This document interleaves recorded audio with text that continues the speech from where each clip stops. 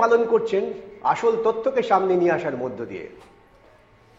অবশ্যই আমি দেবাশিস, আমি আপনার কাছে যেটা জানতে চাইবো যে বারবার বলা হচ্ছে, আপনি যেহেতু এই চিটফান্ড আন্দোলনের সঙ্গে যুক্ত, বারবার বলা হচ্ছে এই ব্যবসা অবৈধ ব্যবসা, যদিও সে বিষয়ে আমরা দুপক্ষের মানে প্রখ্যাত আইনজীবীর বক্তব্যও শুনলাম বিকাশদার, এবং একই সঙ্গে উনিও বললেন। আমি যেটা আপনার কাছে জানতে চাইবো যে এই ক্ষেত্রে, এই সমস্যার ক্ষেত্রে আপনাদের কাছে কি অভিযোগ, যে আপনাদের এই সংস্থার বিরুদ্ধে ঠিক অভিযোগটা কি? এরা যদি এদের কাছে সম্পত্তি থাকে তাহলে টাকাটা ফিরিয়ে দিলেই তো বিষয়টা মিটে যাবে বলে আদালত বলছে, তাহলে সমস্যাটা কোথায়? এদের কাছে সেই পরিমাণ সম্পত্তি নেই বলে আপনাদের কাছে তথ্য রয়েছে? দুটো বিষয় দুটো জায়গা থেকে এই সাবজেক্টটাকে আমরা দেখতে পারি।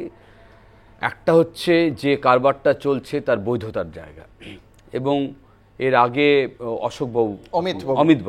অমিতবাবু যে বক্তব্যটা বলেছেন যে শেষ কথা হচ্ছে বিচার ব্যবস্থা বলবে, ট্রায়াল চলছে, তদন্ত চলছে, শেষ কথা বলবেন তারা।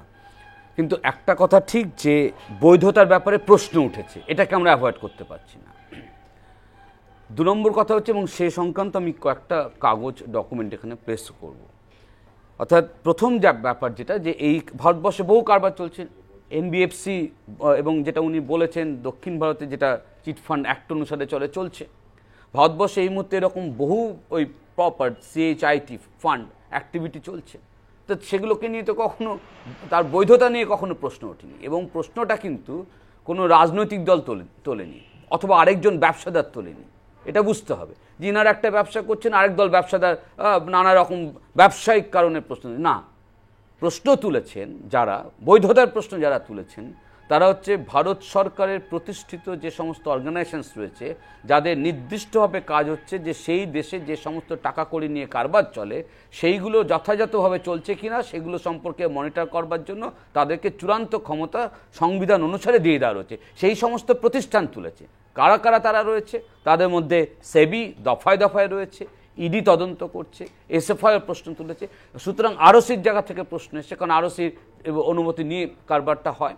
সুতরাং প্রশ্ন যারা তুলেছে, এটাকে আগে পরিষ্কার করা উচিত যে এই কারবারের বৈধতা নিয়ে প্রশ্ন তুলেছে ভারত সরকারের তৈরি এই সমস্ত প্রতিষ্ঠান, যারা এই ধরনের কারবারকে মনিটর করে, সুপারভাইজ করে, মূল্যায়ন করে, এবং প্রয়োজনে তারা বিচার করবার অধিকার পর্যন্ত সেবির এখনকার অ্যাক্টে 5 দফায় দিয়ে দেওয়া রয়েছে। ফলে এটা একটা দিক, বৈধতার দিক। আরেকটা দিক হচ্ছে যে, এবং সেটার উপর এই মুহূর্তে সুপ্রিম কোর্টের নির্দেশ অনুসারে তদন্তের চ্যাপ্টার চলছে। আরেকটা দিক কি রয়েছে, সেটা হচ্ছে যে মানুষ টাকা জমা রেখেছে, এখানে বিভিন্নভাবে টাকা রেখেছে, তাদের পয়সা ফেরত পাওয়ার প্রশ্ন।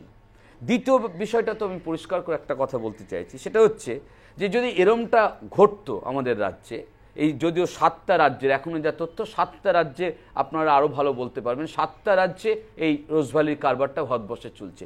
মহারাষ্ট্র, নিউ দিল্লি, ঝাড়খণ্ড, উড়িষ্যা, আসাম, ত্রিপুরা, ওয়েস্ট বেঙ্গল, এই 7টা রাজ্যে কারবারটা চলতে গিয়ে যারা এখানে টাকা বিগত দিনে রেখেছিলেন তারা কি সবাই তাদের শিডিউল অনুসারে ঠিকঠাক মতন পয়সা কড়ি পেয়ে যাচ্ছেন? যদি পেয়ে যেতেন আর কি, তাহলে এই অংশের মানুষজনের মধ্যে থেকে কোনো হিউম্যান ক্রাই থাকতো না। আমি এই ব্যাপারে নির্দিষ্ট তথ্য বলছি। সুবির দে অ্যান্ড আদার্স, এই আমানতকারী এজেন্ট সুরক্ষা কমিটি মঞ্চ, তারা সুপ্রিম কোর্টে 307/2014 মামলা দায়ের করেছে। প্রায় 100খানেক কোম্পানি যুক্ত, নাফারে সুভাষিস চক্রবর্তী এরা হচ্ছেন আইনজীবী যুক্ত রয়েছেন, এবং সেখানে যে লিস্ট অফ কোম্পানিজ রয়েছে আর কি, তার মধ্যে কিন্তু রোজভ্যালিতে যারা, আমি এখন বলছি যেহেতু তাদের ভাষা, প্রতারিত আমানতকারী এবং এজেন্ট, তারা এই সুপ্রিম কোর্টের মামলার সাথে যুক্ত হয়েছেন। তাহলে এরা যদি ঠিকঠাক মতনই পয়সা জমা দিয়ে পেয়ে আসতেন, একটা বৈধতার জায়গা, আরটা হচ্ছে যদি ঠিকঠাক জমা দিয়ে পেয়ে আসতেন তাহলে নিশ্চয়ই তারা কোর্টে যেতেন না। 1, 2, 3 হচ্ছে যে আমার সেই ডকুমেন্টসগুলো কাছে রয়েছে, আমি নিয়ে এসেছি, যে আমি নিজেও ছিলাম সেই ডেপুটেশনে। সেবির কাছে দফায় দফায় আমরা গিয়েছিলাম, আপনাদেরও জানা উচিত, নিশ্চয়ই জানেনও হয়তো। সেবির রিজিওনাল ডিরেক্টরের সাথে আমরা দেখা করতে গেছি, এসএফআইয়ের কাছে গিয়েছি, ইডির কাছে গিয়েছি।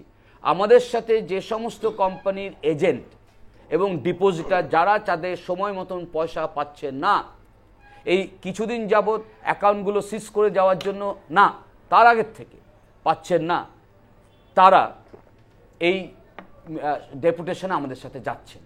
তাহলে তাদের একজন এজেন্টের চেনে অনেক ডিপোজিটার থাকে, অর্থাৎ তারা যদি ঠিকঠাক মতন তাদের জমা দেওয়া পয়সা, অর্থাৎ আপনি দুটো জায়গায় দুটো প্রশ্ন তুলেছেন। আমার এক লাইনের কথা হচ্ছে নন ব্যাংকিং ফিনান্সিয়াল কোম্পানি হিসেবে, এনবিএফসি হিসেবে বা নন ব্যাংকিং ফিনান্সিয়াল ইনস্টিটিউশন হিসেবে চিটফান্ড অ্যাক্ট অনুসারে এটা যদি একটা কোনো কোম্পানি হতো এবং কারবার চালাতো, তাহলে এই সমস্ত মানুষের মিছিল তৈরি হতো কি করে? আর কিছু প্রশ্ন আমি একেবারে আসবো বিশ্বনাথ বাবুর কাছে আসবো। বিশ্বনাথ বাবু এই রোজভ্যালি গ্রুপের আইনি উপদেষ্টা।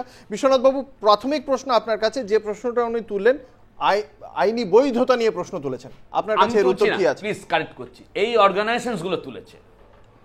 দেখুন, রোজভ্যালি কোম্পানির আইনগত যে দিক, সেই দিক নিয়ে আমার মনে হয় এখন যে চলছে, আমার মনে হয় যে এটা বিভ্রান্তিমূলক ছাড়া কিছু নয়। এই কারণে আমি বলবো, এই রোজভ্যালি কোম্পানি দীর্ঘদিন ধরে তার ব্যবসার সঙ্গে যুক্ত। যেটা দেবাশিসবাবু বললেন যে এই ব্যাংক অ্যাকাউন্টগুলো বন্ধের আগের থেকে আমার মনে হয় যে এই যে পরিস্থিতি এখন চলছে, না না, উনি যেটা বলছেন যে আমি বলে নিচ্ছি, আমি বলছি, সেবি সবসময় বলে যে রোজভ্যালির ব্যবসা অবৈধ। ওনাদের যে ডাইরেক্টর মিস্টার রমন আজ বছর দুয়েক আগে একটা তার বিজ্ঞপ্তি জারি করেছিলেন এবং সেখানে অবৈধ বলে ঘোষণা করেছিলেন। আমরা রোজভ্যালি গ্রুপ সেটার বিরুদ্ধে গুয়াহাটি হাইকোর্টে মামলা করেন। মামলা করার ফলে স্টে অর্ডার হয় এবং সেখানে প্যারাগ্রাফ 10 ওনার যে অর্ডার, সেই 10A and D interim order is order. Right. No, interim order is... No. So anyway. Sub judice, matter is sub judice. Before the Honorable Guwahati High Court. A and D রোজভ্যালির পক্ষে যায়। সেখানে ওনারা যে কথাটা বলেছিলেন যে এটা অবৈধ, সেটা একটা ইন্টারাপশন হয়। তাহলে সেবি কিন্তু আর ওই বক্তব্যটা রাখতে পারবে না at this stage. The matter is sub judice before the honourable high court. তাহলে ওই প্রসঙ্গ আসবে না। আদালত কিন্তু রোজভ্যালির দরজা বন্ধ করতেও বলেননি। অবশ্যই আমি আসবো বিকাশদার কাছে। বিকাশদা, আপনি নিশ্চয়ই শুনলেন যে গৌহাটি হাইকোর্টের নির্দেশ অনুসারে এই মুহূর্তে রোজভ্যালির দরজা বন্ধ করতেও বলেনি আদালত। অন্যদিকে তারা বলছেন যে অবৈধ তকমা লাগিয়ে দিয়েছিল সেবি, সেই অবৈধ তকমাকেও গৌহাটি হাইকোর্টের একটি অন্তর্বর্তী আদেশে সেই অবৈধ তকমাকেও কিন্তু গ্রাহ্য করা হয়নি। আপনার প্রতিক্রিয়া জানতে চাইব এই বিষয়ে। তাহলে কি অবৈধ বলাটা সঠিক? না, আমি একটা কথা বলি, এই সবটাই হচ্ছে অন্ধের হাবস্তি দর্শন। সুপ্রিম কোর্ট তার নির্দেশে পরিষ্কার আদেশ দিয়েছে সিবিআইকে 47টি কোম্পানির, আমরা চেয়েছিলাম সমস্ত এই ধরনের চিটফান্ডের বিরুদ্ধে, কিন্তু সুপ্রিম কোর্ট এই 47টি কোম্পানির বিরুদ্ধে নির্দেশ দিয়েছেন।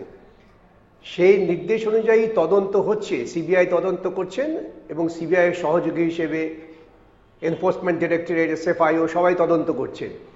বৈধ কি অবৈধ এটা বিষয় নয়, বিষয় হচ্ছে যে পরিমাণ টাকা তারা সংগ্রহ করেছেন সেই পরিমাণ টাকা তারা ফেরত দেওয়ার মতো জায়গায় আছেন কিনা, এই টাকা কোথায় কোথায় গেল, কারা উপকৃত হলেন, এই টাকাটা কোনো বেআইনি পথে অর্জিত কিনা, তাদের স্কিমগুলো আইনি কি বেআইনি, এই সব তদন্ত হচ্ছে।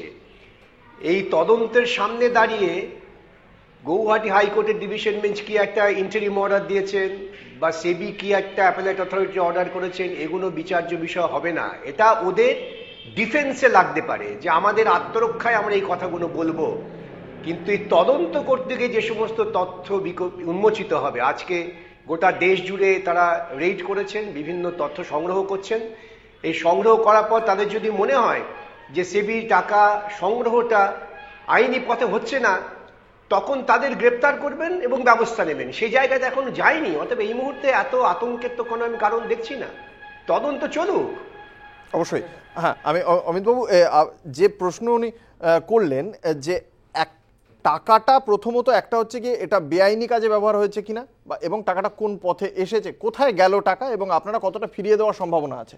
আমি এখানে সমস্ত বিদগ্ধ মানুষরা বসে আছেন। বিকাশবাবু অত্যন্ত শ্রদ্ধেয় মানুষ, খুব ভালো ভালো কথা বলছেন।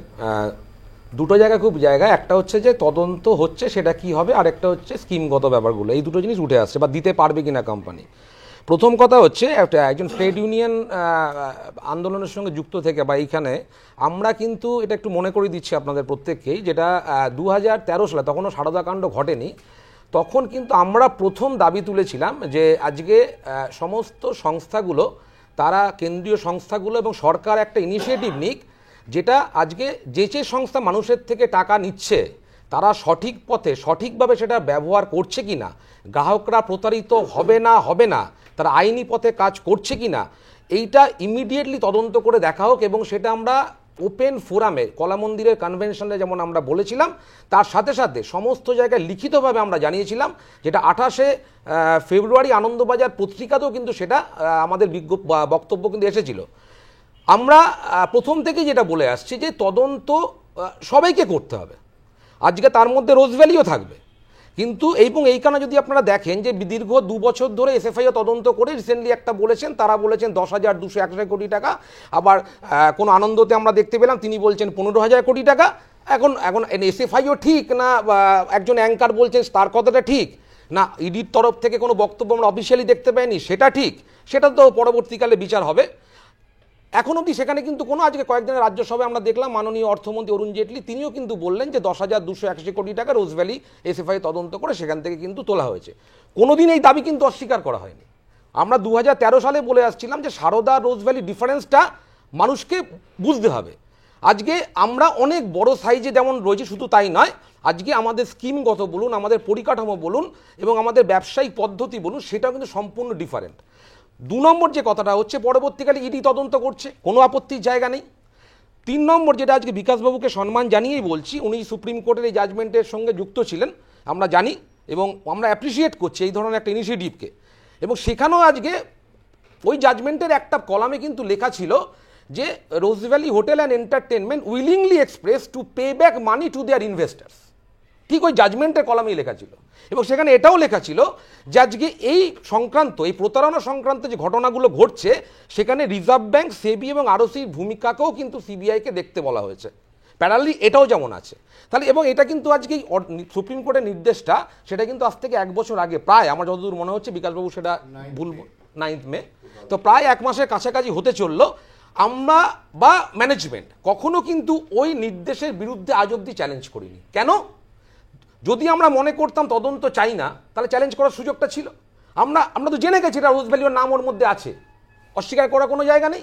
তাহলে চ্যালেঞ্জ না করে কেন আমরা অ্যাপ্রিসিয়েট করছি এটাকে?